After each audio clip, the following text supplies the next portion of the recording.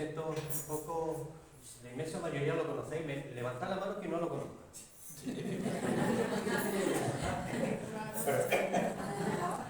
Tú, mi hermano, lo que hace no tiempo que me conocí. Yo desde que teníamos 5 años lo hemos compartido. Lo que pasa es que él brilló en la vida y yo no. Bueno, sí. Todo el mundo va compartiendo, está claro. Bueno, ya sabéis, Luis Alonso Rubio Muñoz, él ha estado dando clases a muchos de los que estamos aquí, seguro que le ha dado clases, nos sigue dando muchas clases.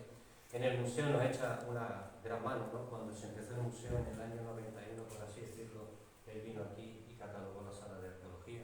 Mis compañeros lo saben mejor que yo. Y yo, bueno, lo estoy lidiando desde hace tiempo en el sentido de que cuando nos llega algo de arqueología siempre lo llamamos a él, porque, perdona la palabra, aunque no lo acepte, es una eminencia. Estamos bien. No. Bueno, yo sin más os dejo con él, ¿de acuerdo? Bueno, pues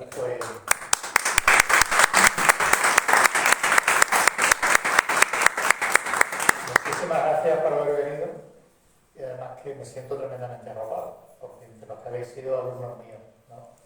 Los que habéis sido amigos míos desde chicos, como en el caso de Hugo, que también una emoción enorme que he tenido, mi hermano, mi sobrino, María Luisa, todos mis amigos, creo que os conozco a todos, ¿no? Estar aquí para mí es auténticamente un lujo, porque cada vez que me llama Miguel Ángel lo vengo encantado. Yo no sé si es la sexta o la séptima vez, Miguel Ángel dice, es la sexta o la séptima vez que vengo. Y lo bueno que tiene esto es una cosa, uno con tal de no hacer ridículo, pues intenta hacerlo bien, entonces estudia, y el estudiar.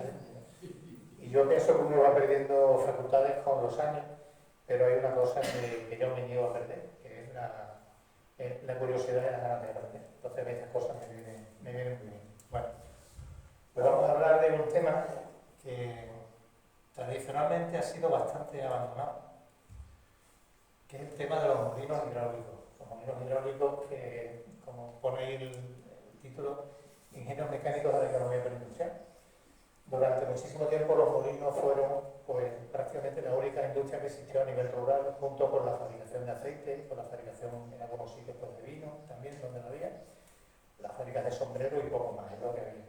Si miramos las referencias antiguas a lo que eran las descripciones que se hacen de España a partir del siglo XVIII, como puede ser, por ejemplo, pues, el catálogo de la Real, el interrogatorio de la Real Audiencia del Conde de Campomanes de 1790, el catálogo, el interrogatorio que hizo posteriormente Tomás López sobre Extremadura en 1795, el catastro del Marqués de la Ensenada, también de finales del XVIII, o los dos grandes diccionarios geográficos que se hicieron, el de Sebastián Miñano en 1829 y el que Pascual Madoz hace a partir de 1945, citan entre las pocas industrias que hay a nivel así rural pues, los molinos de harina, o molinos hidráulicos. No se citan como molinos hidráulicos, sino como molinos de harina. La figura del molino es imprescindible en el medio rural por la sencilla razón de que supone pues, solventar una necesidad que va íntimamente unida a lo que es la alimentación. Entre otras razones porque, si uno estudia lo que es la antropología, en la antropología se señalan dos hitos que marcan a nivel de la evolución humana el cambio físico que se da en lo que son los grupos, a partir sobre todo de lo que son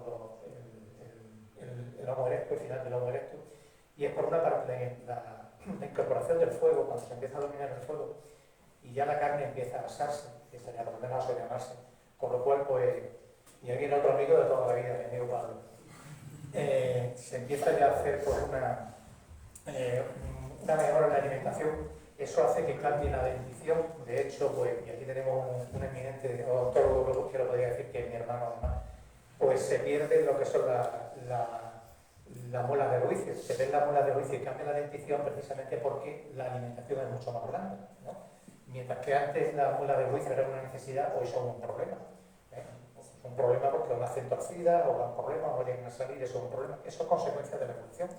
Eso es un elemento que marca la evolución humana, entre otras cuestiones. Además eso, como luego veremos también cómo ocurre con la agricultura, pues hace que se socialice lo que son estas sociedades. Se socializan precisamente para poder cazar y al mismo tiempo esa mejora en la alimentación pues hace que los grupos prosperen, sean cada vez más numerosos y son cada vez más poderosos. Con la llegada del Neolítico, aproximadamente entre hace 6 y 8.000 años, se produce también otra innovación, que es precisamente la abundancia del cereal. El cereal que antes se cogía simplemente a mano y se cogía, o sea, se quitaba de la gavilla o de la, perdón, de la gavilla, de la espiga, metiéndoselo en la boca y tirando de él, hacía que existiese una inclinación de los dientes hacia afuera. En un momento determinado, lo que va a hacer el hombre precisamente es ese cereal empezar a molturar y empiezan a aparecer los primeros molinos. Los barquiformes, como están arriba, se llaman barquiformes porque tienen forma de barca y se hace con esa rueda que va rodando así, o los circulares que están en la parte de abajo. Al aparecer la harina y ya el cereal no tener que tomarlo precisamente directamente con los dientes, se produce poco a poco también una evolución en lo que es la dentición. Y además se da otra circunstancia. Se mejora la alimentación y mejora mucho. Eso lleva precisamente también lo mismo que pasó con la incorporación del fuego por aquí de manera mucho más notable a lo que es la aparición precisamente de esos grupos, de esas colectividades cada vez más importantes, en función del aprovechamiento de algunos elementos derivados de la agricultura o otros derivados de la ganadería. El siguiente paso lo vemos cuando en un momento determinado ya se incorpora otra fuerza para mover lo que son los molinos, como es la fuerza del viento. Este es uno de los pocos molinos de viento que se conserva aquí en Extremadura. Alberto González Rodríguez situó en toda Extremadura solamente restos de 12 molinos de viento. Este es del acautado ventoso o Ramapaya aquí en Olivenza, de los poquitos que quedan. En Portugal y en el Alentejo sí los hay, sí son numerosos, pero en Extremadura son escasos. No será el molino de viento. ¿Por qué? Por varias razones. Primero porque para que el molino de viento funcione tiene que ser una zona como aquí, cautado ventoso, que es una zona muy atacada por el viento, muy batida por el viento, pero eso funcionaba. O eso por una parte, y otra que no haya un curso regular de agua. Aquí sí tenemos cursos regulares de agua, entonces pues, como digo, los molinos hidráulicos sustituyeron a esto. La historia de los molinos hidráulicos podemos rastrearla nosotros ya aproximadamente en el siglo IV a.C. en la zona de Mesopotamia. Se habla de, sobre todo lo hace Estrabón, de molinos en la zona del Ponto, en la zona de lo que hoy sería Turquía, molinos hidráulicos y aprovechando lo que es la fuerza del agua. Y esos molinos vienen precisamente posibles, se piensa que vienen, o bien con la colonización griega, que se le da más credibilidad que fueron los romanos los que lo trajeron hacia Occidente. De hecho, sabemos que en la península itálica, en el cambio de era, es decir, entre finales del siglo I a.C. y el siglo I después de Cristo, en época tanto de César como de Augusto, ya existen estos molinos en la península itálica. A la península ibérica llegarían también con los romanos, empiezan a extenderse. El código de Eurico y el código de Recenito en el siglo VIII, lo que es la ley visigotón, en época visigoda, hablan del aprovechamiento del agua, para pescar, también para riego, y también la posibilidad de administrar ese agua para el movimiento de molinos. Pero no tenemos constancia exacta de ningún molino en la península ibérica. El primer molino al que se hace alusión en España, en la península ibérica mejor dicho, es uno que aparece en un documento del monasterio de San Millán de la Cogolla en el siglo X. Se habla de un molino. Es el primero del que tenemos constancia. Posteriormente esos datos se van extendiendo, cada vez van siendo más numerosos, y es una industria, como digo, que la podemos encontrar prácticamente en cualquier sitio. Además, por una circunstancia. No todos los molinos van a ser iguales, ni todos los molinos se van a dar en el mismo tiempo, dependiendo de la posibilidad de aprovechamiento y también de otras circunstancias, como es precisamente la disponibilidad económica, no encontraremos un tipo de molino u otro. Hay unos muy simples, como este que está aquí, esto es una zangarilla. Una zangarilla es un molino, así lo aparece en el diccionario de autoridades, es un molino eventual, un molino que se coloca en un momento determinado, aprovechando sobre todo lo que es a partir de hoy, porque no había un día muy señalado en el calendario tradicional, porque en San Antonio es cuando empezaba a cosecharse el cereal. Ahora ya no, porque ya con la introducción de otros tipos de trigo como el triticale y otras especies, pues son trigos de ciclo corto y se recogen, pero antiguamente se empezaba a hacer en San Juan, en San Antonio. Entonces se colocaban estos molinos que eran molinos temporales. Se aprovechaba todavía que al final de primavera o principios de verano corrían todavía los cursos de agua y estos molinos pues servían para moler ese primer trigo del año, cuando en muchos sitios la harina de ese año ya se había acabado, porque la cosecha había sido mala, entonces eran una solución. Estos molinos se desmontaban y se quitaban. Las zangarillas son muy normales, porque incluso el topónimo changarrilla existe en muchos sitios. En la Cosera hay un sitio que se llama La Changarrilla, en Valencia de Alcántara hay otro, en Barcarrota hay otro, en Jerez de los Caballeros otro, en Fregenal nos encontramos otro, y va, como le digo, relacionado con este tipo de molinos que vemos aquí. El molino constituye en estas sociedades, como le digo, de carácter medieval, un privilegio en cuanto a su explotación. Es algo necesario, algo que renta mucho, entonces normalmente cae siempre bajo el poder señorial. Los molinos son, por decirlo de alguna manera, una concesión señorial. Ellos lo explotan, los nobles, bien sean señores eclesiásticos, como por ejemplo en el caso de Extremadura, en este caso el que más molinos tenía era el monasterio de Guadalupe, u otros nobles, como ocurre por ejemplo en Extremadura con la casa de Feria o con la casa de Alburquerque, que explotaban estos molinos y cobraban un impuesto por poder moler. Con el tiempo, a medida que van creciendo las poblaciones, sobre todo con la repoblación, más que nada en el siglo XV, cuando empiezan a crearse pues, núcleos nuevos de población y a los nobles les interesa precisamente que esa zona se ocupe, se da permiso para que existan otros molinos. Esos molinos, como no dependen del poder señorial, se llaman molinos bastardos y empiezan a proliferar. Pero siempre se nota una diferencia muy grande entre lo que es la construcción de un molino bastardo y un molino señorial. Tenemos un ejemplo clarísimo, aunque sea muy posterior. El primer molino que se documenta aquí en la comarca de Olivenza, que es muy extensa, aparece en Barcarrota y se documenta en 1405. En 1405 los portocarreros, una familia muy importante nobiliaria aquí, le vende a la casa de Feria un molino en Barcarrota. Y es el primero del que se tiene constancia. Una transmisión dentro de una casa nobiliaria. Cuando en 1509 el segundo duque de Alburquerque, Pedro de la Cueva, concede a la Cobosera, a los habitantes de la Cobosera que se establezcan allí, de alguna manera, como es una zona despoblada, que lo primero que hay que hacer es desmontarla, quitar toda la foca que hay, todas las malas hierbas para ponerlo en cultivo, le tiene que dar algún tipo de incentivo. Y entre los incentivos que le da, pues le da la posibilidad de construir molinos, construir hornos de pan y lagar de aceite. Entre otras concesiones que le da. Pero siempre, como les digo, controlado por ese poder señorial. Más tarde vamos a ver también cómo en el obispo de Badajoz, Amador Merino Malaguilla, en 1750 construye en Feria una presa grande, que es lo que se llama la Albuera de Feria, para funcionamiento de molinos y también para riegos. Y en Burguillos del Cerro construye otra, pero siempre, como les digo, bajo el poder señorial. Bueno, los molinos son de distintas tipologías. Aquí vemos un molino de cubo. El molino de cubo es un molino que se instala en zonas montañosas donde no hay posibilidad de arrimar el molino al curso fluvial, porque esos cursos fluviales normalmente tienen una crecida muy fuerte en época de lluvia, pero luego cuando pasa esa época de lluvia baja el nivel, con lo cual no sería un molino fácilmente aprovechable, como luego los que veremos más adelante, como estos que tenemos aquí en Olivenza, que son lo que se llaman los molinos de corriente. Entonces estos molinos aprovechan el agua de un estanque, el agua se almacena en el estanque a través de una acequia, a través de un canal o elevada, como queramos llamarlo, tenemos varios nombres para referirnos a ello, pues se llega hasta lo que es el molino, se hace caer el agua por esto, perdón. Este es un problema mío siempre.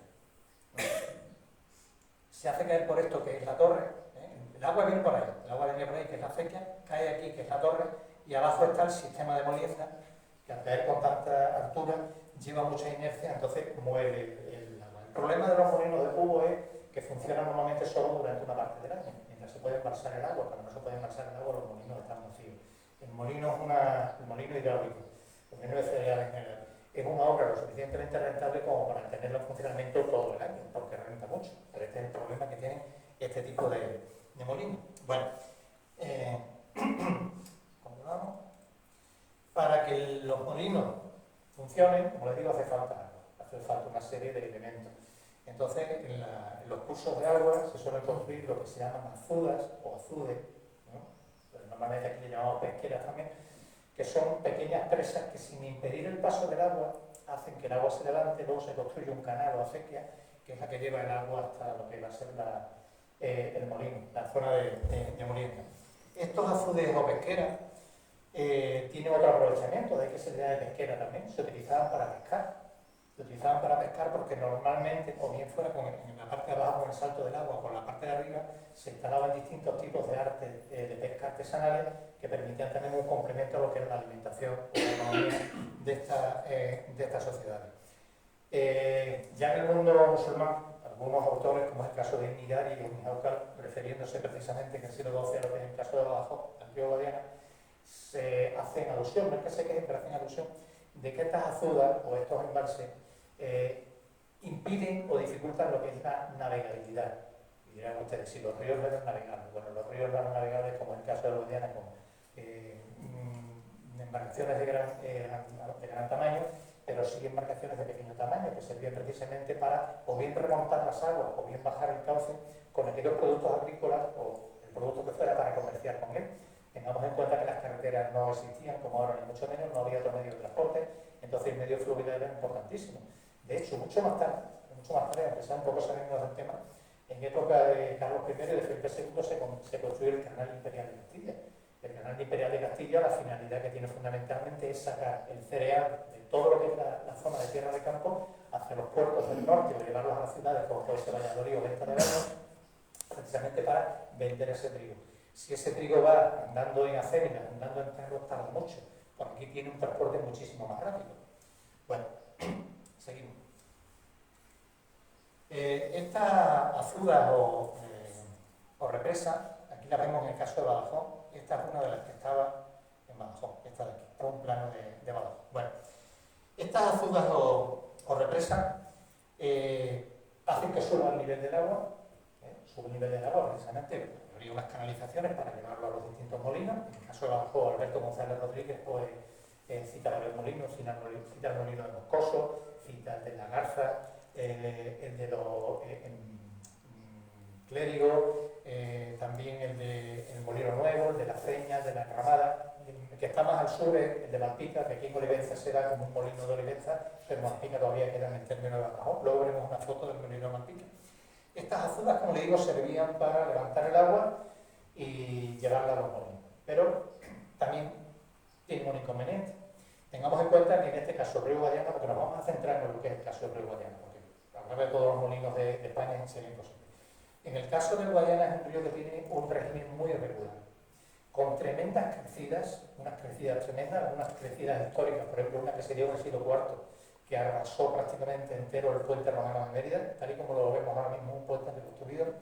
Otra en 1603, que fue tremenda también, y una que hubo en la noche del 6 al 7 de diciembre del año 1876, que luego haremos mención también. Bueno, cuando en 1580, de mayo a octubre de 1580, Felipe II traslada su corte a Badajoz para estar pendiente precisamente de pasar con las tropas que dirige el duque de Alba y hacerse, o sea, convertirse en rey de Portugal, porque ha muerto la batalla de Alcacerquivir, el rey don Sebastián, está viviendo, como le digo, de mayo a octubre en Badajoz. Los estiajes en Badajoz son muy grandes, en verano prácticamente el río no trae agua, quedaban unas charcas que se llenaban de mosquitos, y esos mosquitos transmitían enfermedades, entre ellas el paludismo.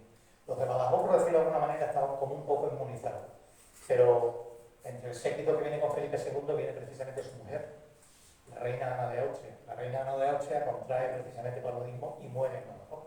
Entonces Felipe II manda tirar todas estas azudas, manda tirarlas. Algunas quedan, veremos luego cómo algunas quedan, porque cuando esa riada tan grande que yo les decía antes, de la noche del 6 al 7 de diciembre de 1876, que le rompe 16 arcos al puente viejo de Badajoz, que es una riada tremenda, de hecho incluso sale en la prensa, pero de esa época ya tenemos prensa, y un titular de prensa, creo que es el avisador de Badajoz quien lo dice, no estoy seguro, pero creo que es el avisador de Badajoz, dice: desapareció el río y apareció el mar, por la riada tan enorme que hubo. El río llegó en Badajoz a pasar por encima de la muralla, en la zona de Por la Palma, y entró en Badajoz, porque la riada fue tremenda. Lo que pasa es que se había avisado, se había venir la crecida, y por suerte, a pesar de que fue de noche, no hubo ningún muerto esa riada.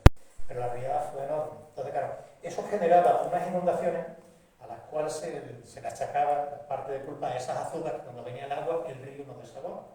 Entonces, el Ayuntamiento de Badajoz fue comprando poco a poco esas azudas, hasta que en 1883 las tira todas. Y hoy, en lo que es el perfil urbano de Badajoz, vemos el resto todavía de algunos molinos, como es el molino, por ejemplo, de Moscoso, que luego fue la primera fábrica de electricidad como Badajoz.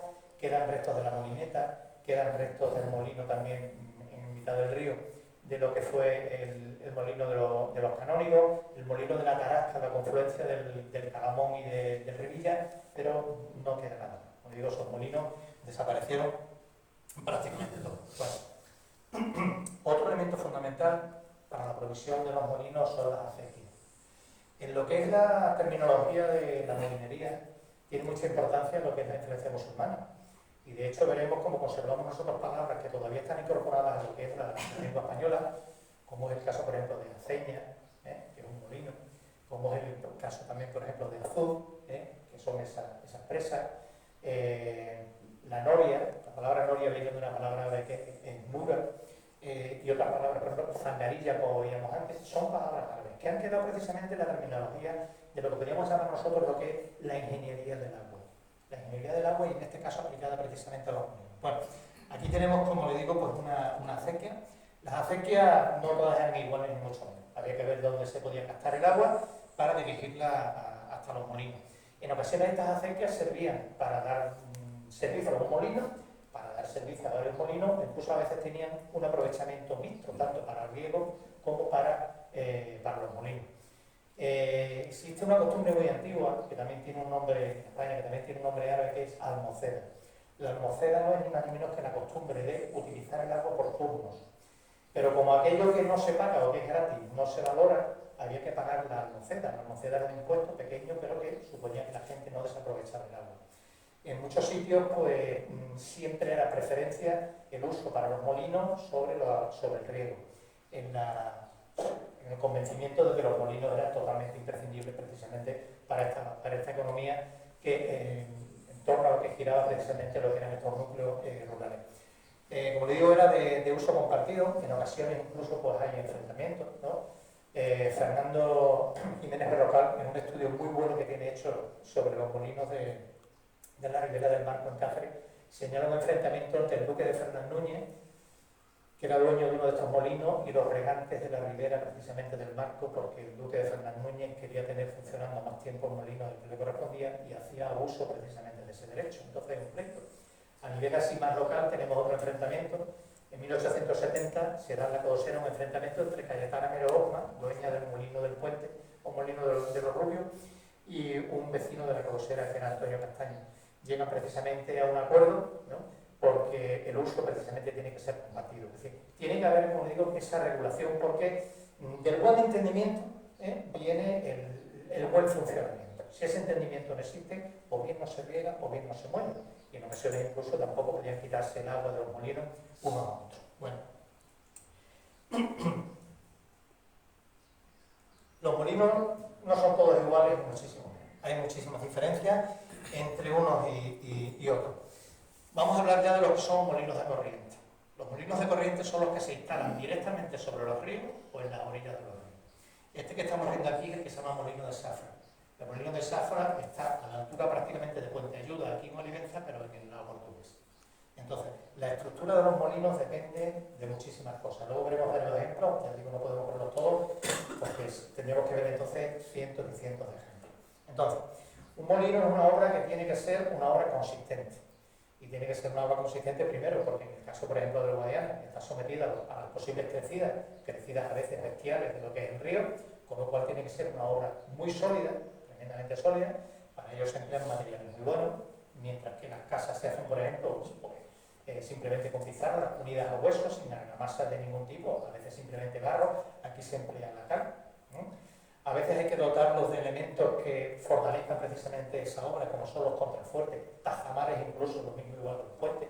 Hay que darle esa consistencia para que aguanten. Las cubiertas muchas veces son abovedadas. Construir una bóveda es algo difícil, porque una bóveda es un arte construirla, pero al mismo tiempo es una solución arquitectónica muy fuerte, muy buena. Además es curioso porque los molinos de bóveda normalmente tienen agujeros en el techo. Y uno se pregunta para qué son esos agujeros en el techo. Pues muy sencillo. Cuando el agua de las riadas inundaba el molino, si no hubiera agujero en el techo, el aire que queda dentro sería aire a presión y podía hacer reventar el molino. Entonces, lo que es la sabiduría popular, el aire salía por ahí. Y eso se evitaba precisamente lo que era esa destrucción. Bueno, la construcción de los molinos, como digo, tiene que ser una obra tremendamente sólida. El molino se hace para que dure un tiempo. De hecho, fíjense ustedes lo que son las cosas. Se habla de que la arquitectura de los molinos es una arquitectura fosilizada. ¿Por qué se dice que es fosilizada? Por una razón. Uno ve un molino y a no ser que haya algún elemento ahí que ponga la fecha de construcción o de renovación, no se sabe cuándo se ha hecho. ¿Por qué? Porque es algo que no ha evolucionado en el tiempo, prácticamente. Veremos algunos elementos como puede ser la introducción de elementos metálicos o la sustitución de las tradicionales piedras de granito por las llamadas piedras francesas, que luego las veremos, que eran de siglo. Pero si no, estos molinos no evolucionan en el tiempo. Hay un predominio de lo funcional sobre lo estético. Uno ve un molino y dice, qué cosa más fea. Bueno, a mí no me parecen feos, me parecen obras de arte todo, auténticamente. Son obras arquitectónicas impresionantes. Que no cuenta muchas veces que el alarife, el albañil que lo hace, muchas veces no es un profesional, sino que es el propio molinero. Pero el molinero juega con ventaja sobre el albañil. Y es que precisamente el molinero sabe dónde aprieta más el agua cuando crece y dónde hay que reforzarlo. Entonces ahí está precisamente, como les digo, ese arte constructivo. Por otra parte, los materiales. Los materiales son normalmente los materiales del terreno. Si nos vamos aquí a la zona de Moarena, aquí como esto es una cubeta terciaria rellenada con sedimentos cuaternarios, piedra aquí encontramos poca. La piedra aquí es escasa, de hecho donde hay una cantera se aprovecha todo lo que se puede. Aquí por ejemplo en el castillo de Olivenza hay mucho granito, este granito no es de aquí de Olivenza, este granito viene de fuera. Como esto se construyó cuando esto era dominio portugués, lo más seguro es que venga del gran batolito granítico que existe entre Elba y Euba. También hay otro batolito grande en la zona de Bancarrota, pero por lo general la metería parece ser que viene de aquí de Portugal. Otro material que se emplea, la piedra del terreno y el canto del río. El canto del río es cuarcita, una piedra muy resistente. Ahora, se va a utilizar para aglutinar todo eso algo que es un material de lujo, que es la cal. La cal es difícil conseguirla, la cal es cara, pero la cal da una solidez, no solamente da solidez, sino que además, bien aplicada, sobre todo lo que es la cal morena, ofrece una impermeabilización que otro material no ofrece. Entonces, de ahí, como les digo, que se utilice ese recurso. Bueno, en cuanto a los molinos de corriente, vamos a ver dos tipos fundamentales. Uno que son las aceñas y otro que son los rodetos. Aquí nos encontramos con otra palabra de origen árabe, aceña. La palabra aceña viene de asinia, que es una palabra árabe, y se refiere a lo que es un molino en el cual la rueda que mueve lo que es el ingenio es una rueda colocada en sentido vertical. Bueno, esta que están viendo ustedes aquí es la noria de la Albolafia. La noria de la Albolafia, junto con una que se construyó mucho más tarde, porque esta es de origen musulmán, en el siglo XVI, un italiano que trabajaba para la corte de Carlos I y luego de Felipe II, que es Manuel Turriano, construye en Toledo, cuando Toledo es la capital del imperio, un ingenio para subir el agua desde el río hasta la ciudad. Construye un ingenio en el cual, pues, mediante una serie de norias combinadas, se subía el agua. Bueno, esta es la de la Albolafia, que se construye en Córdoba en época del siglo XI, ¿no? En época del emir Tasufín, y servía precisamente para subir el agua a la ciudad. Ambrosio de Morales, cuando habla de Córdoba, una vez que ya se ha tomado después de la Reconquista, habla precisamente de esta noria. Esta noria se surtía, era una de las que existían en Córdoba, porque eran varias las que existían. Tengamos en cuenta que Córdoba fue en un tiempo pues, la capital del mundo occidental y, por decirlo de alguna manera, la ciudad más importante de Europa en cuanto a tamaño, incluso por encima de Roma. Sobre todo en época de Ramón III, Córdoba es el centro cultural, el centro económico y el centro de Europa. Eso no es, de hecho, la mejor biblioteca que existió en Europa, mejor que la biblioteca de Busala, fue precisamente la biblioteca de Alacant II, que cuando llega Almanzor, a todos locos, ¿verdad?, por quemar los libros, quema los libros de la biblioteca de Alacant II. Bueno, esta noria, en un momento determinado, Isabel la Católica, la Córdoba, estaba con una fiebre tremenda, ella dormía cerca de la noria de la Albolafia y como no la dejaba dormir el movimiento, pues mandó que se destruyera y la noria desapareció. Quedaron los machones, que son esos machones que están en la parte de abajo, y esto es una reconstrucción posterior. Reconstrucción posterior que se ha podido hacer con bastante fiabilidad precisamente porque existían bastantes representaciones gráficas de época musulmana, incluso de vestidos de la conquista, sobre esta noria, y por eso se ha podido hacer. La noria es algo que llega al mundo occidental procedente de Oriente. En el mundo cristiano la noria no es que no se utilice, sí se va a utilizar. En el mundo anterior a los musulmanes también se va a utilizar la noria en la península ibérica, como lo vamos a ver luego, pero fundamentalmente la noria es algo que se emplea en el mundo musulmán. Hasta tal punto tiene importancia la noria, que Abderramán III se construye una almunia, una finca de recreo en las proximidades de Córdoba, y esa finca se va a llamar Munia al-Nura, es decir, la finca de la noria. Cuando posteriormente Al-Mamun, el rey de Toledo, instale su corte en Toledo, dentro de su palacio construye una sala que es Naisa al-Nura, que es el salón de la noria, la importancia que tiene. El gran arabista Don Miguel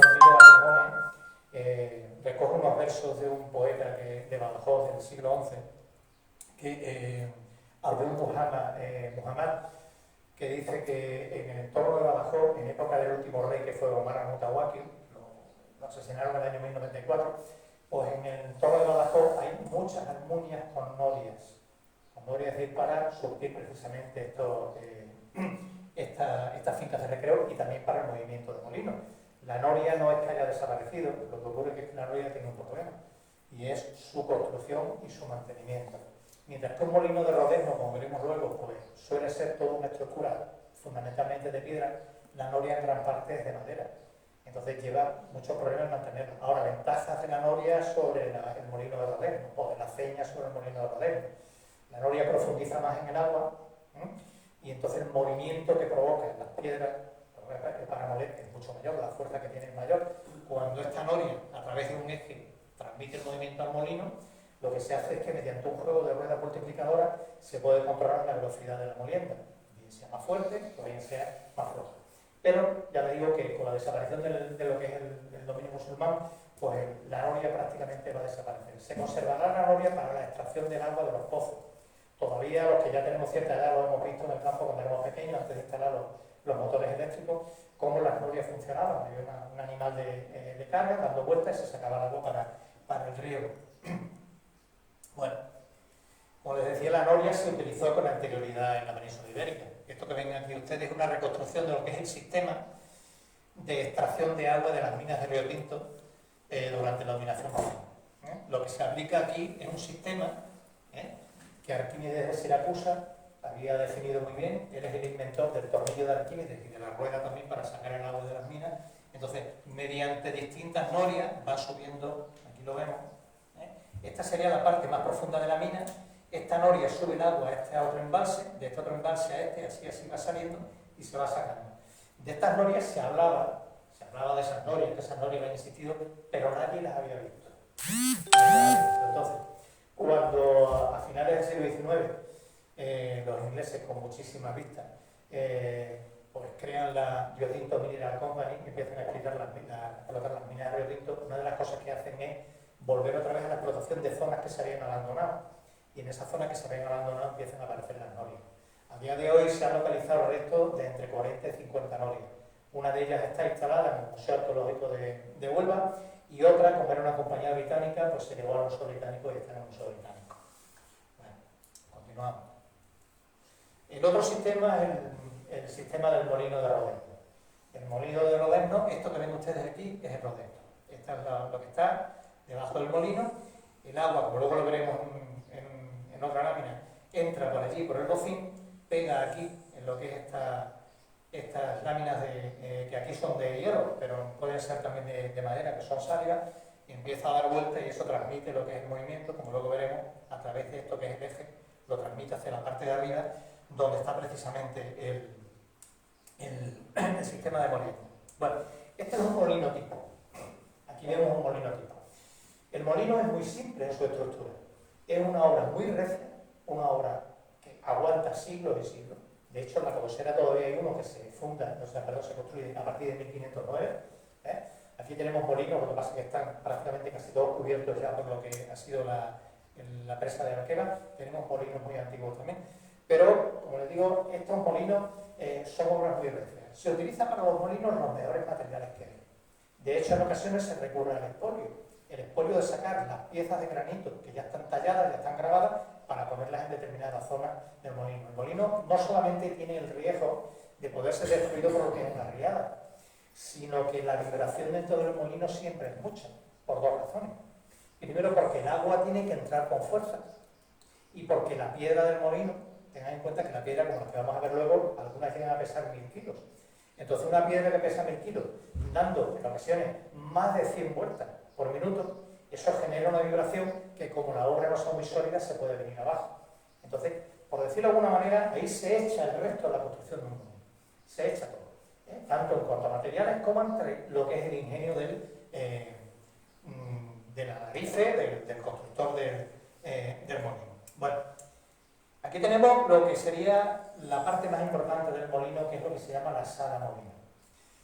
Unas veces el molino puede, si está alejado de lo que es el curso del agua, el molino puede estar junto a lo que es la casa del molinero, la casa del molinero, mejor dicho, junto al molino. Otras veces, como ocurre, por ejemplo, aquí en la zona de Puente Ayuda, la casa del molinero está en el alto y el molino queda abajo. Pero la parte más importante es lo que es la sala molino, que es esta parte que vemos aquí. Y aquí tenemos todo lo que es el sistema que a lo largo del tiempo se fue perfeccionando, pero prácticamente ha llegado hasta el siglo XX, bueno, prácticamente ha llegado hasta el siglo XX, prácticamente sin modificaciones. Las modificaciones más importantes que se han introducido son, como les decía antes, la sustitución de las piedras tradicionales de granito por lo que son las piedras de sílex o la introducción de elementos metálicos que antes eran de madera. Entonces, en la parte de abajo tenemos, aquí tenemos el rodeno. Esto es el rodeno, la rueda esa que da vuelta. El rodeno apoya sobre el puente, que es ese madero que está ahí. Y aquí está esto, que es lo que se llama, bueno, lo que se llama el eje. Le vamos a llamar eje por no complicarlo con tantos nombres. En la parte de abajo apoya en un dado de bronce, y ese dado de bronce normalmente apoya sobre una piedra dura como puede ser la cuarcita. Porque tengan ustedes en cuenta que eso, por las vueltas que da, evidentemente erosiona cualquier tipo de material. Bueno, en la parte de arriba ya nos encontramos como a través de este eje nos encontramos en las dos piedras. La parte de abajo, que es lo que se llama la solera, que es una piedra fija, y la parte de arriba, otra vez. Bueno, ya tengo los huevos muy gordos. Bueno, la parte de arriba está la volandera, que es la que da vuelta. Bueno, el molino se le puede dar más fuerza o menos fuerza para que gire la masa. ¿Cómo se controla? Se controla a través del bocín, que es esa entrada de agua. El agua llega al molino por lo que es esa acequia, entra por las cubas y entra aquí en el cárcavo, que es la parte de abajo, esta parte de aquí, se llama cárcavo bóveda, y ahí es donde cae el agua. Bueno, ese agua normalmente va otra vez al río o a una acequia, tiene otro aprovechamiento. Ese agua no se desperdicia ni muchísimo menos. Bueno, y también se regula lo que es la separación de las piedras, y se regula con este otro elemento que tenemos aquí. Bueno, ¿qué es el alivio? Se le llama alivio. ¿Por qué se regula la distancia entre las piedras? Bueno, no todo el material que se muele, pero en lo que se muele es siempre lo mismo. Se puede molturar trigo, se puede molturar cebada, centeno, maíz, incluso cuando se introdujo el maíz, pero en algunos sitios, por ejemplo, también cuando no funcionaba lo que era el trigo, porque no había, se trituraban pimientos para hacer pimiento molido. Otras veces lo que se trituraban eran legumbres para el alimento animal. Castañas también, pues se hacía harina de castaña o harina de bellota en tiempos de necesidad para hacer pan, que se hacía pan de bellota y pan también de castaña. E incluso en ocasiones de muchísima necesidad se llegó en algunos a molturar aceitunas para hacer aceite. La necesidad obligaba precisamente a eso. Entonces, en función de eso, pues se aplicaba una cosa a otra. Y ahora, como ocurrió por ejemplo en el Gébora, pues se empezó a cultivar arroz.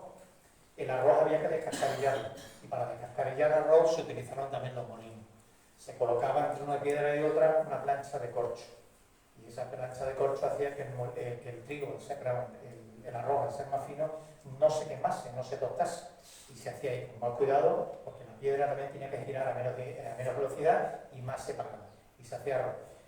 Pero se limpiaba el arroz. El problema del arroz en el caso del Gébora, en el caso concreto de la Cobosera, fue que el arroz era buenísimo, un arroz de una calidad excepcional, un arroz muy bueno, tenía para regarse todo el agua que se quería, había molinos suficientes para descascarillarlo, un arroz que tenía muy buena venta, pero aquí ya hubo un conflicto de interés. Y el conflicto de interés estuvo primero en cuanto a lo que fue el uso del agua y por otra parte lo que hoy llamaremos denominación de origen.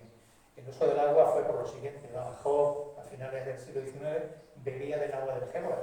De hecho, se creó una compañía que era Compañía de Aguas del Gébora. Cuando se cultivaba el arroz, como el arroz se cultiva por encharcamiento, en verano llegaba menos agua a Badajoz.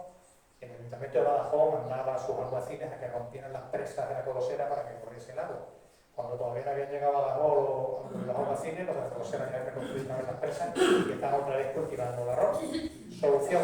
La solución fue, como el arroz se cultivaba por cupos, lo compraron precisamente valencianos que se vinieron a lo que fue la desembocadura del Guadalquivir a a cultivar el arroz. Y algunas de las familias que vinieron de Valencia, a lo que fue sobre todo la zona de Isla Mayor, la zona de Bonanza y por ahí, a cultivar a partir de aguas abajo de Coria del Río, lo que hicieron precisamente fue comprar los cupos del arroz que se cultivaba aquí en el Génova, que como les digo, un arroz verdaderamente excepcional. Bueno, aquí nos encontramos otro elemento fundamental en lo que va a ser precisamente el molino, que es la piedra para moler. Antiguamente se utilizaban las piedras de granito. La piedra de granito pues, es una piedra que relativamente se hace fácil. Al norte de Albuquerque hay una dehesa que es la dehesa de Piedra Buena. El nombre de Piedra Buena no está puesto así porque sí, ni muchísimo menos. En el vocabulario de la Orden de Alcántara se dice que para las construcciones de la Orden de Alcántara se coja la piedra de Piedra Buena, el granito de Piedra Buena. ¿Por qué? Porque es un granito que tiene una gran volumetría. La combinación entre cuarzo y feldespato y mica hace que no se altere con lo que son los agentes externos, la erosión, entonces aguanta mucho, son sillares que aguantan mucho. Otros son más deleznables porque la mica se suelta enseguida y acaban por romperse. Sin embargo, las de Piedra Buena pues tenían esa calidad excepcional. Y de ahí se sacaban muchas piedras de granito. Piedras de granito que se vendían prácticamente en todo lo que era la parte esta del Guadiana Medio, y eran piedras que tenían una muy buena salida. ¿Problema del granito? El problema del granito eran dos fundamentales. Primero, con el roce acaban por desaparecer las líneas que se le hacían las incisiones que se le hacían para moler mejor, con lo cual a cada poco tiempo había que estar levantándolas y repicarlas otra vez, lo que implicaba que si era un molino que solamente tenía una piedra durante un tiempo estaba parado. Por eso era preferible que un molino tuviera 2, 3, 4, incluso como ocurrió con los molinos boscosos, hasta 6 piedras trabajando al mismo tiempo, pero siempre implicaba que a cada cierto tiempo, dependiendo de las horas de molienda, hubiera que levantarlas y volverlas a picar otra vez. En un momento determinado, a partir de 1870, empieza a introducirse en lo que es la zona esta del Guadiana este tipo de piedra que nos encontramos aquí, que creo que se llaman piedras francesas. Se llaman piedras francesas porque vienen de una parte de Francia cercana a París, una localidad que se llama la Ferté-sur-Joie, y consisten, si ven ustedes, como si hubiera sido un puzzle, piezas ahí unidas. Bueno, esos son bloques de sílex. Allí una cantidad de sílex, porque eso fue una zona inundable marina durante mucho tiempo, durante miles de años. Entonces hay muchos sílex. Ese sílex se utiliza precisamente para hacer estas piedras. Estos trozos, como no los hay tan grandes, si es así, lo que se hace es que se unen con cemento y luego se le ponen unos cinchos de hierro para darle consistencia. Y estas serán, sobre todo, la piedra solera, la que está en la parte de abajo. En ocasiones en molinos lo que se combina piedra solera de sílex y piedra volandera de granito. Pero lo normal es que sean las dos de sílex. ¿Por qué? Porque la molienda dura muchísimo más tiempo, o sea, la piedra dura muchísimo más tiempo sin tener que picarla. Si un molino que tuviera piedras de granito, en unas condiciones normales de trabajo, había que repicarla a lo mejor cada 4 o 5 días, una de sílex pues puede aguantar perfectamente 12 y 15 días sin tener que repicarla. Con lo cual, si bien hay que hacer, como les digo, una inversión fuerte al principio, es una inversión que verdaderamente se amortiza con el tiempo. Al final, los últimos molinos pues, funcionaban todos prácticamente con este tipo de piedra. Bueno, seguimos. Aquí tenemos el conjunto de las fotografías antiguas, pero es que el último molino que está funcionando aquí en el Valle del Guadiana, en concreto en el Valle del Génova. Este es el molino del Duque. El molino del Duque se construye a partir de 1509, después de distintas vicisitudes históricas, no tanto por inundación, porque estaba apartado del río y se surtía mediante una acequia que venía de una pesquera, también se llama pesquera del Duque, pero cuando los portugueses se retiran de Albuquerque en 1715, también de la Colosera, después de la invasión, pues destruyen el molino. Lo destruyen. Se volvió a restaurar, tiene parches que se notan aquí muy bien, y este molino se había abandonado aproximadamente cuando después de la guerra se abandonan prácticamente todos los molinos, que luego veremos por qué. Pero a finales de los años 80, dos señores de la Colosera, Augusto Rodríguez de Relva y Jerónimo de los Santos, por su cuenta y riesgo, sin haber nunca sido molineros, restauran este molino. Y no solamente lo restauran, sino que lo ponen en movimiento. Con lo cual siempre se dice que el último molino que funciona aquí en la zona del Guadiana fue aquí el molino de Roque, pero posteriormente al abandono del molino de Roque, que se abandona en 1980, este molino sigue funcionando todavía. Entonces la estructura, a mí que me pierde la pasión con el mundo de los molinos, pero bueno, es muy curiosa. La estructura es curiosísima porque mantiene lo que es esta estructura, que es la piedra. Esta ya es una piedra francesa, lo que ven ustedes aquí. Debajo estaría la piedra, esta es la volandera. Debajo estaría la solera, que es la fija. Estos son los cambales, que es una estructura metálica que se construye ahí para precisamente que no se escape la harina. Esto es la tolva. La tolva se llena de cereal o lo que se vaya a moler, la tolva grande. De la tolva grande cae la tolva chica y va cayendo aquí por este agujero que hace que caiga entre los dos molinos, entre las dos piedras. Esto es el atracador, esta pieza de aquí es el atracador, que al ir moviéndose sobre estos radios hace que la tolva se vaya moviendo y vaya soltando el trigo. Es auténticamente una obra de ingeniería, a pesar de que el que lo ha hecho no supiera posiblemente, seguramente ni leer ni escribir. Pero la sabiduría popular aquí raya auténticamente dimensiones estratosféricas. Y aquí tenemos lo que es la sonaja. La sonaja es una pieza que se coloca dentro de la tolva, de forma que puede ser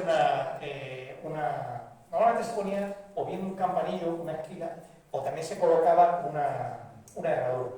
Entonces, cuando está llena la tolva, la sonaja está ahí cogida, la parte de arriba.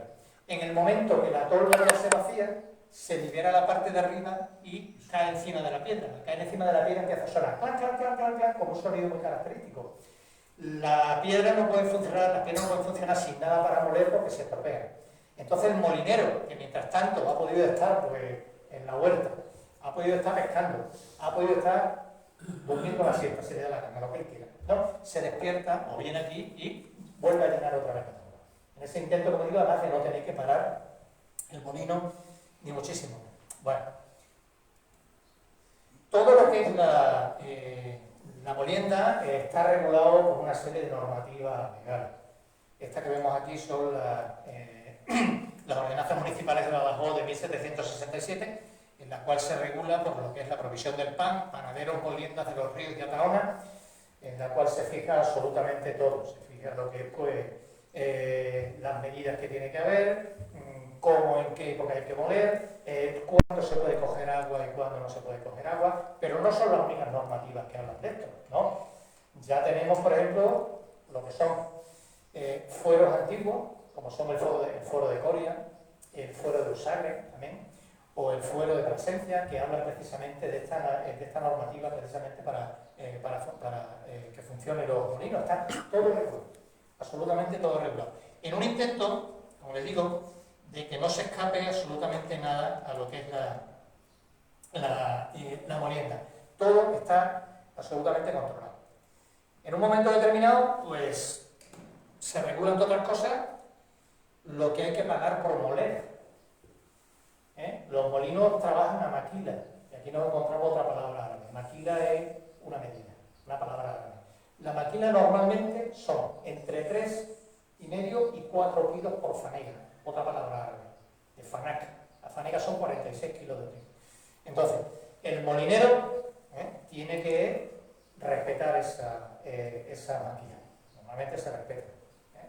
La figura del molinero, este es Justo Rodríguez Relva, el señor que yo les decía antes que restauró el molino del Duque, haciendo aquí un amago de cómo había que levantar la piedra, porque la piedra se levantaba, no piensen ustedes que con una grúa eléctrica, ni muchísimo menos, no, mediante un sistema de palanca, piedras que pueden llegar, como le digo, a pesar en ocasiones 1000 kilos. Algunas tenían una cabria en la parte de arriba, pero otras se levantaban simplemente con esta palanca y con ese rodillo. Y yo lo he visto hacer, O sea, no es una cosa que me han contado, sino que este señor que ven ustedes aquí, que físicamente, no siendo el menudito, era capaz de levantar la piedra y quitarla, con ingenio. Como decía Arquímedes, dar un punto de apoyo y mover el mundo, pues este señor lo hacía así. Pero la sabiduría es increíble. Bueno, entonces la figura del molinero es imprescindible en esta sociedad. Es un personaje necesario, como lo puede ser el albeita, cuando era el albeita del veterinario, como podía ser el médico, como podía ser cualquier persona. Es una figura totalmente imprescindible. Si no hay harina, no hay pan, si no hay pan, no se come. Con lo cual es una figura, como digo, imprescindible. Entonces, la figura del molinero, pues, tiene, por así decirlo, su parte buena, ese personaje totalmente imprescindible. Se habla de él, se le echa el piropo, a lo mejor algo que han escuchado ustedes alguna vez decir, dice, tienes espaldas de molinero. El molinero tenía que mover los costales, los costales normalmente eran de 60 kilos, mover un costal de 60 kilos, bien sea de grano, bien sea de harina, hay que estar fuerte. Entonces tenía en ese sentido, por así decirlo, bueno. Pero por otra parte también la figura del molinero tiene un enfoque, digamos nosotros, que es menos amable. Y ese enfoque menos amable, pues lo relacionamos nosotros precisamente con lo que va a ser eso que yo les explicaba a ustedes de moler a maquila. Se muele a maquila, la maquila entre 3,5 y 4, pero claro, se especula. ¿Y se especula por qué? Yo tengo aquí mi trigo y tengo necesidad de molerlo. Tú vienes con tu trigo también a moler. ¿Cuánto me vas a cobrar? A ti te voy a cobrar, estoy poniendo un ejemplo, a ti te voy a cobrar pues, 4 kilos por fanega. Bueno, pues yo te doy 5 por moler el mío antes. Entonces ahí está precisamente la picardía del molinero. Hay un refrán que recoge Gonzalo Correa en 1630 que dice: de molinero ladrón nada más que hay un escalón, pero es tan bajo que lo sube un escarabajo. Eso ya lo recogéis, ¿no? En ese sentido el costumbrismo pues dice muchas cosas. Bueno, entonces, el molinero, esas maquilas en ocasiones abusa de ellas. No solamente abusa de ellas, sino que la picaresca, la picardía le lleva en ocasiones pues a mezclar harina de trigo con harina de cebada o harina de centeno, que es menos valiosa, a mojar los costales. O sea, antes de llenarlos los mojas, con lo cual pues parte del peso es algo lo que lleva, que aparte se carga la harina si no se saca siempre, por una parte. Por otra parte, especulando también puede llegar a subir las maquilas, los kilos que le haga falta, o que él quiera. Y entonces aquí ya se ve pues ese, digamos nosotros, sentido negativo del molinero. Hay un refrán que dice que nada duele más a un hombre que los cuernos. Pues aquí viene entonces, y eso aparece mucho ya en la literatura del siglo de oro, lo que es la ofensa hacia el molinero a través de lo que es la mujer. Se dice siempre que la mujer del molinero es una mujer casquivana, una mujer fácil. El propio Lázaro de Tormes, pues, digamos que nosotros que podemos decir prácticamente que es el antihéroe, ¿no? El Lázaro de Tormes nace en un molino dentro del Tormes. A su padre lo detienen por unas sangrías. Las sangrías son las maquilas hechas en exceso. Entonces había robado harina que no le correspondía, esas son las sangrías. Aparte, cuando muere su padre, pues su madre, Antona Pérez, ya, digamos que ya lo peor no le podía pasar a Lazarillo, sería como un negro, ¿no? Es decir, el antihéroe, todo centrado precisamente en la figura del molinero. La Celestina, lo mismo, la Celestina, ¿dónde vive Celestina? Celestina vive cerca de un molino, con sus hijas, que son prostitutas igual que ella. En el sombrero de tres picos de Antonio de Alarcón, inspirado precisamente en lo que es el romance del molinero de Arcos, pues habla precisamente de lo que es, cita, la molinera y el corregidor, poniendo precisamente ese sentido negativo en la figura de la molinera. Pero no porque la molinera lo sea, sino precisamente para atacar al molinero. De hecho, y esto es curioso, cuando se habla en la literatura de otros oficios, pues se dice fulanito de tal, porquero, o fulanito de tal, panadero, o fulanito de tal, lo que sea. Y sin embargo, cuando aparece el molinero, pone molinero honrado. O sea, al molinero hay que decirle que es honrado. Hay que decirlo de alguna manera, porque se da por hecho que no lo es, ¿no? Y esa es la figura, como digo, que tiene lo que es, o sea, la imagen que da el molinero. Todo inspirado, o todo, podemos decir nosotros, en ese sentido de crítica o de intentar humillarlo delante del resto de la sociedad por ser tan ladrón. De hecho, además, no me quiero enrollar mucho, se dice que el molinero cuando muere, su alma le obliga a que esté colgado en la luna para que todo el mundo lo esté viendo colgado en la luna, por ladrón. Eso es una tradición también que evidentemente existe. Yo no conozco ningún molinero colgado en la luna, pero se solía decir eso. Bueno, seguimos. Esa normativa, os digo, pues es muy estricta. La normativa es muy estricta y además la podemos ver nosotros desde muy atrás. Lo vemos en el Código de las 7 partidas, ya vemos nosotros en época en el siglo XIII, con Alfonso X Rosario, ya vemos precisamente esa normativa. Pero, incidiendo precisamente en esa importancia, que tenía el molinero en el fuero, y vamos a decirlo, porque en esa época, esta zona en la que estamos nosotros ahora mismo, Portugal, o sea, Olivenza pertenecía a Portugal, en el fuero de Penamacor, que era el rey don Sebastián I de Portugal en 1209, se habla de la exención de impuestos que hay que darle precisamente a los molineros. Es decir, los molineros van a pagar menos impuestos, aunque sean pecheros, que otras personas. ¿Por qué? Porque son unas personas precisamente necesarias. Intentando evitar que el molinero emigre. Entonces, muchos concejos, lo que serían los ayuntamientos, dan algún tipo de beneficio a los molineros. Si a mí aquí me exigen pagar 4 y allí me exigen pagar 2, me voy allí que pago menos.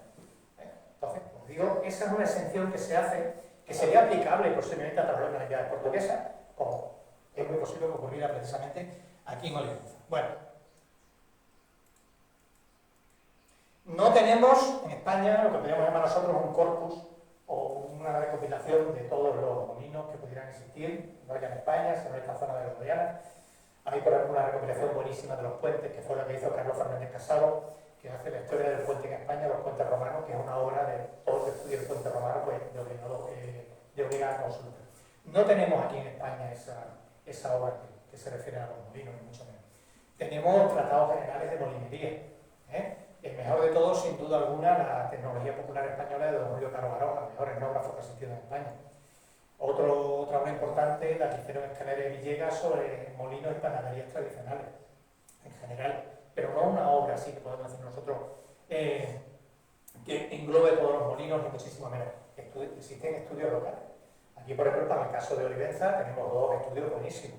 Uno es el de Juan Antonio Torrado sobre los molinos de Chile, y otro que a mí me parece auténticamente un lujo es el de Jacinto Gil sobre los molinos de Olivenza. Auténticamente una maravilla. Otros trabajos locales, pues el de Alberto González, por ejemplo, sobre los molinos de Badajoz. Un trabajo exquisito de Rafael Caso Amador sobre los molinos señoriales en la Baja Extremadura del siglo XVIII. Una obra verdaderamente increíble, como todo lo que hace Rafael. En el lado portugués, pues, los molinos de Abaságueda, que hace López Almeida. En la zona esta aquí, la orilla portuguesa de lo que es la Guadiana, pues los trabajos de Luis Lobato de Faria y de Luis Silva, y otro más humildemente que hice yo sobre los molinos del Gébora en la Rosera. Pero una obra así, como les digo, en conjunto, no existe ni muchísimo menos. En el libro ese que yo les decía antes de los molinos de Abaságueda, se dice, porque es de España, no tenemos referencia, este autor dice que en el tránsito del siglo XIX al XX en Portugal existían funcionando aproximadamente unos 20.000 molinos. No me parece la cifra exagerada ni muchísimo menos, teniendo en cuenta que en todos sitios tenían que haber molinos. Sin embargo, en 1968, el mismo autor dice que en Portugal hay funcionando aproximadamente unos 10.000 molinos, de los cuales 7.000 son hidráulicos y 3.000 son de viento. Para España, al ser más grande, evidentemente el número de molinos sería mayor, pero no tenemos esa obra que los cuantifique, ni muchísimo menos. No disponemos de ello. Este es un plano que incluye Juan Antonio Torrado, y aquí pues vemos lo que son los molinos desde la parte de arriba. Aquí estaría la parte de Badajoz. Estos son los molinos, tanto a un lado como a otro. Aquí está Olivenza, a un lado y a otro de lo que es el Guadiana. Molinos muy peculiares, porque los molinos de Guadiana, como digo, pues tienen como luego veremos unos ejemplos, tienen unas características que los hacen verdaderamente singulares, auténticamente singulares.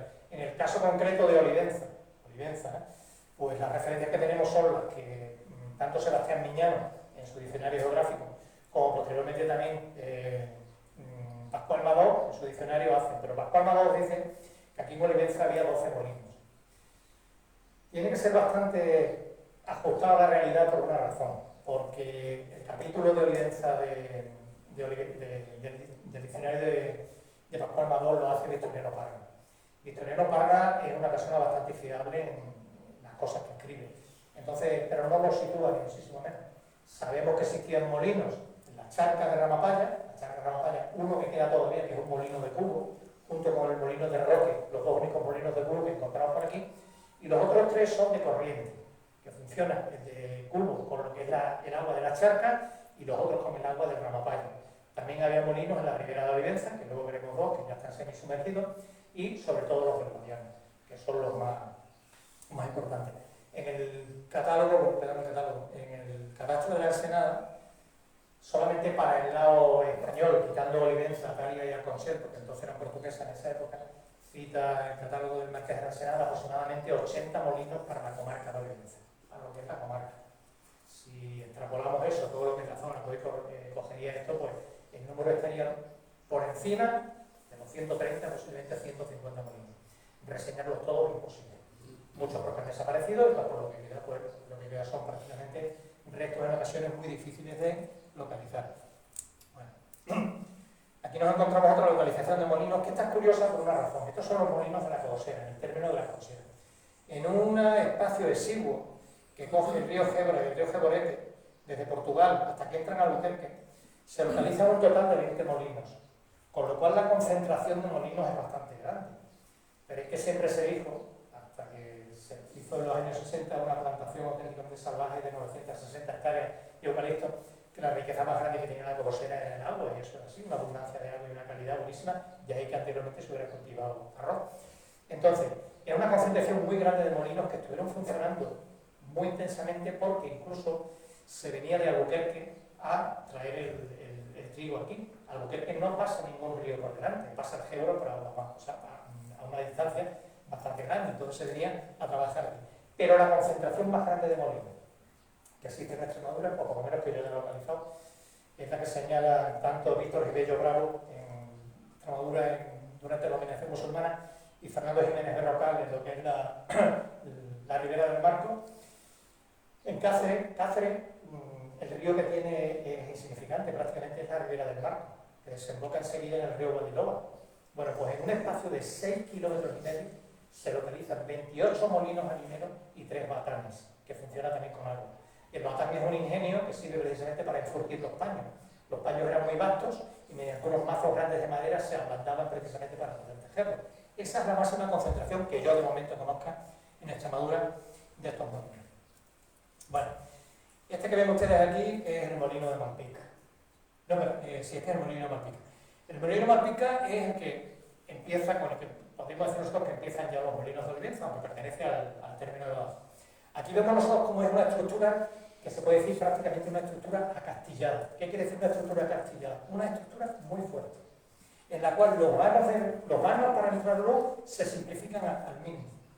Porque simplemente ese vano que ven ustedes ahí, que esto aparece en todos los molinos, es precisamente para controlar cómo entra el agua al cárcavo o bóveda, que es la que mueve el molino, y luego una estructura muy sólida, en este caso de canto de río, unido con cal, que le da precisamente esa consistencia. Dependiendo, digamos nosotros, de la agresividad o de la virulencia del agua, el molino tendrá unas características u otras. Y también dependiendo del material que se dé en el terreno. Vamos a ver otro ejemplo diferente, muy distinto. Este que vemos aquí es el molino del Duque. Pero el molino del Duque, el molino del Sastre, en la Cobosera. Allí hay 3 molinos juntos. Sastre 1, Sastre 2 y el Batán, junto en un sitio que se llama La Changarrilla, haciendo alusión a esa zangarilla que habíamos antes. Aquí vemos las cubas, que es por donde entraría el agua, y este será un molino con dos piedras. Pero la estructura es una estructura de pizarra, que es la piedra del terreno. Y ocasionalmente, canto de río, porque el río Río está al lado, y unas piezas de granito que evidentemente son expoliadas. ¿De dónde vienen? No lo sabemos, posiblemente de la zona de la Zafra, al norte de Albuquerque, o también posiblemente como son sillares trabajados de Benavente, que fue un lugar que tuvo un poblamiento romano en época romana y visigoda, un poblamiento allí, posiblemente vengan de allí. Otro molino que nos encontramos. Para mí esto es una obra de ingeniería, esto es la aceña de Bertola. A mí esto me parece una obra faraónica auténticamente. Una obra faraónica con una bóveda impresionante, con unos contrafuertes, verdaderamente espectaculares. Incluso en la parte de atrás con tajamares, para desviar el agua del río, la fuerza del río. Este es uno de esos molinos que cuando crecía el río, cuando no estaba el Guadiana, controlado por las presas, quedaba totalmente cubierto. Pero aguantaba la estructura lo suficientemente fuerte como para resistir los embates del agua. En ocasiones incluso la sabiduría del molinero hace que se construyan muros de desviación del agua que, si bien no evitan la inundación porque el nivel sube, sí evitan precisamente lo que es la fuerza del agua en las partes más vulnerables de esta obra, que son precisamente las esquinas. Esta es una bóveda verdaderamente impresionante, parece una bóveda acorazada, totalmente. Bueno. Y aquí vemos, pues, 2 molinos de la Ribera de Olivenza. Aquí viene Bofini, aquí presente a ver esos molinos. Son 2 molinos que ya están cubiertos por el agua. Son de esos que hacía alusión precisamente a Juan Almagó al construirse la presa de Puente Ayuda, del pantano que le llaman aquí de Valverde, la presa de Valverde, quedaron cubiertas por el agua. Uno de ellos muy curioso, no sé cuál de los dos es, porque no soy capaz de identificar cuál de los dos es. Uno de ellos es el molino de Antolín.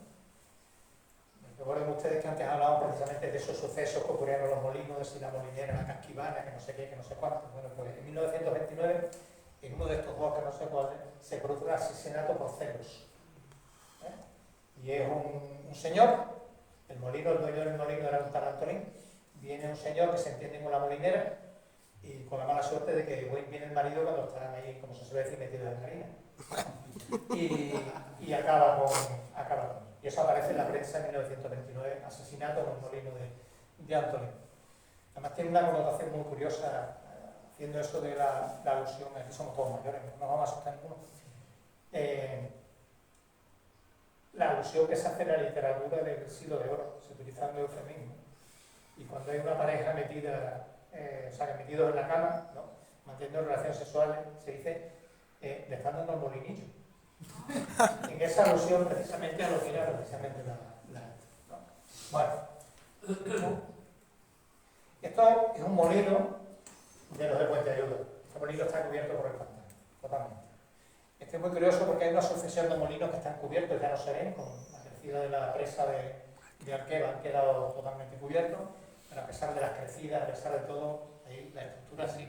Cuando vas al río, el molino aguanta. Y ha habido riadas allí, pero riadas impresionantes. Tremenda. Y sin embargo aguanta. Este es muy curioso porque en la parte de arriba están las casas de los molineros, que eran varios, y uno de ellos con un anuncio publicitario. Y el anuncio publicitario, como la población era mayoritariamente analfabeta, es una figura, y es precisamente una barca allí pintada. Y era para que los que tenían que cruzar de un lado a otro supieran que el barquero vivía allí. Y el barquero era precisamente también el molinero. El molinero es, podemos decir nosotros, que es polifacético. El molinero muele, el molinero tiene su huerta, el molinero pesca, el molinero es barquero. En sitios como este, el molinero también es contrabandista. Que en esta época, en esta sociedad, es una profesión tan honrada como cualquier otra. Porque es un modo de vida. Bueno. Los molinos entran en crisis y muchos de estos molinos tienen la necesidad de transformarse. Se transforman como este, que es el molino de Moscoso en Badajoz. Y esta fue la primera fábrica de electricidad que hubo en Badajoz. Está situado junto a los que conozcan Badajoz, al lado del canal de los Ayala. Aquí se producía electricidad. Eso fue algo muy normal, que se transformaran en fábricas de electricidad por una razón. La misma fuerza que mueve la piedra es la fuerza que pone en funcionamiento las turbinas. Y a partir de un momento determinado empiezan a proliferar esas fábricas de electricidad. Aquí tenemos una en Albuquerque, en Olivenza, la fábrica de la luz, que está entre Puente Ayuda y Villarreal.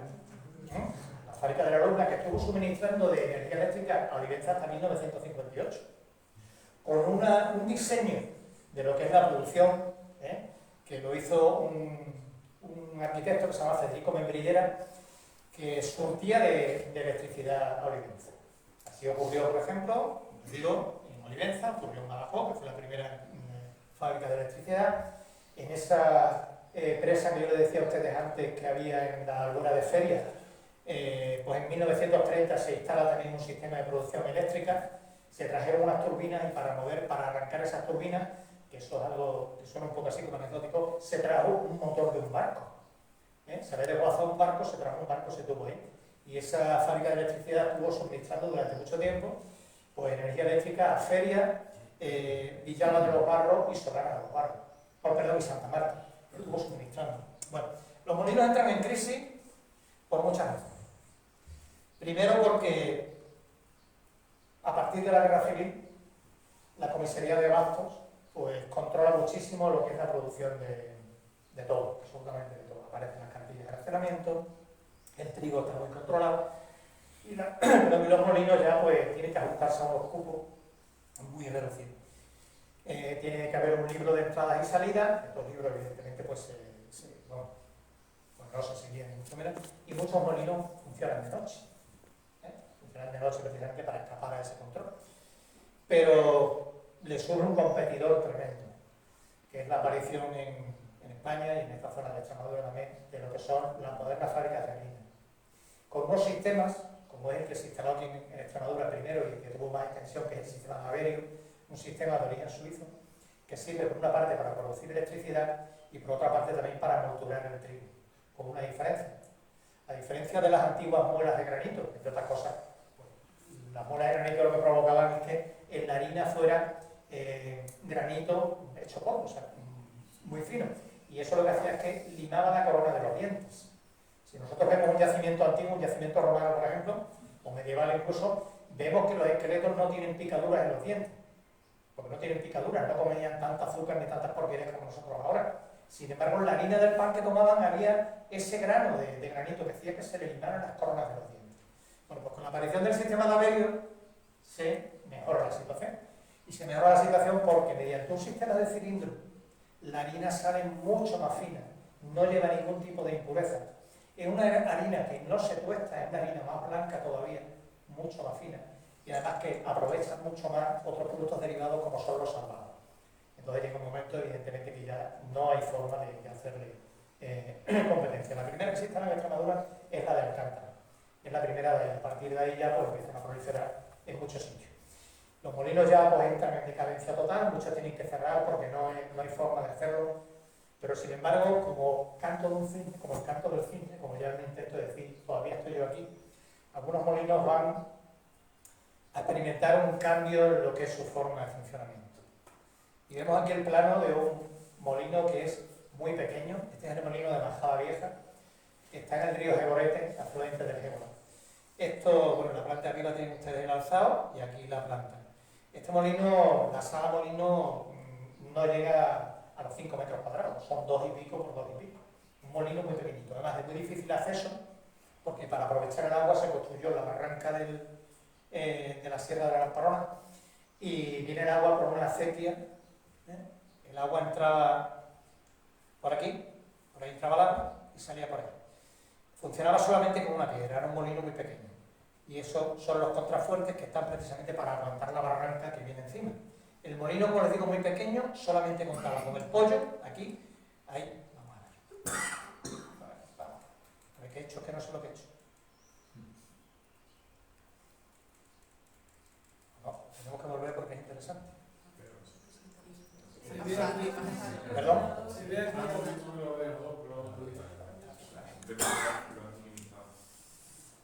A ver si soy capaz, porque es que esto quiero que lo veamos, porque es interesante.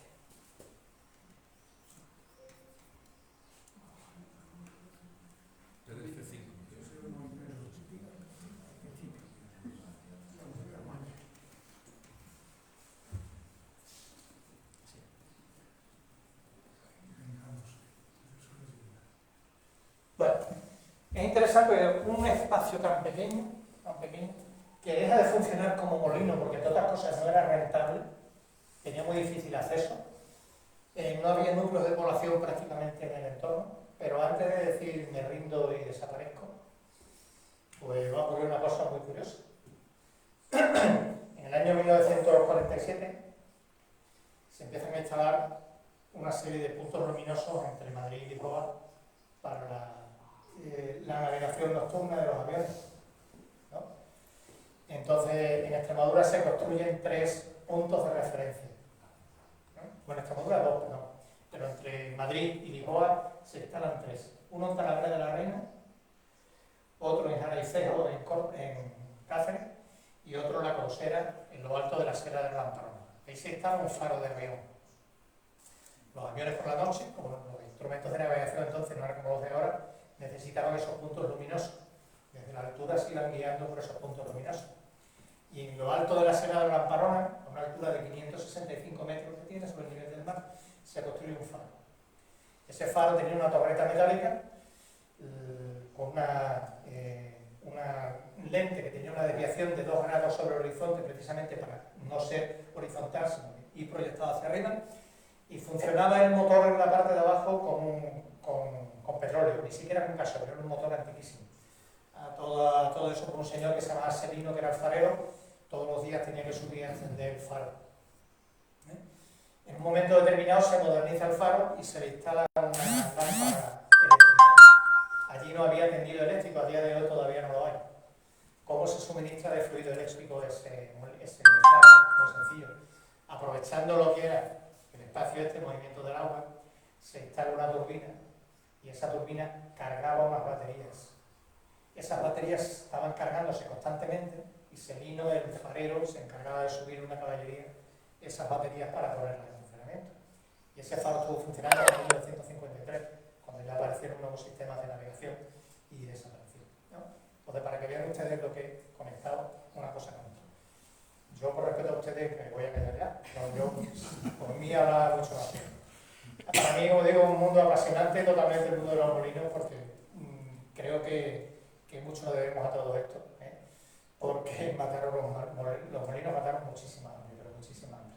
Habría muchísimas más cosas que decir, pero por hoy lo vamos a dejar aquí. Muchísimas gracias y espero una pelea de hoy.